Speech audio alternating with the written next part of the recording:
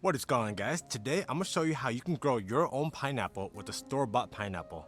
So first things first, go to the store, buy yourself a pineapple.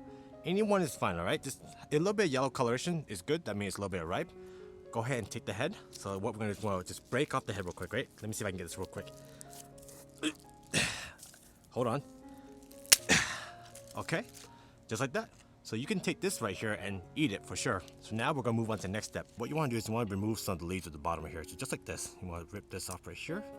Let me show you. So let's get a couple out right here. Let me go ahead and skip forward to remove some of these leaves real quick, alright guys? Alright guys, so I removed a lot of the leaves at the bottom. So you can see over here now it exposes a lot more of the bottom of the crown right here.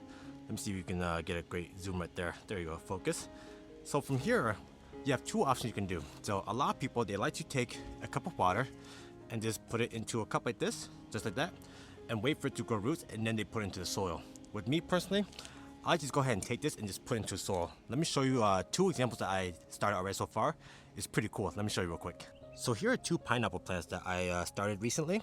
This one is a little bit older, you can tell. The leaves are much bigger, it's more established. This one's a little newer. You can see that some of the leaves already fell off, but the way you know that it's working and that it's producing and growing is look right there, right in the middle. You see that right there? You see that growth? That is new leaves coming up right there. So I know for sure that my pineapples are established and they have a healthy root system. And it does take about a year and a half or two to produce a fruit. Like I said, guys, growing pineapple is a long-term project, roughly a year and a half. Could be a little sooner, could be a little bit later.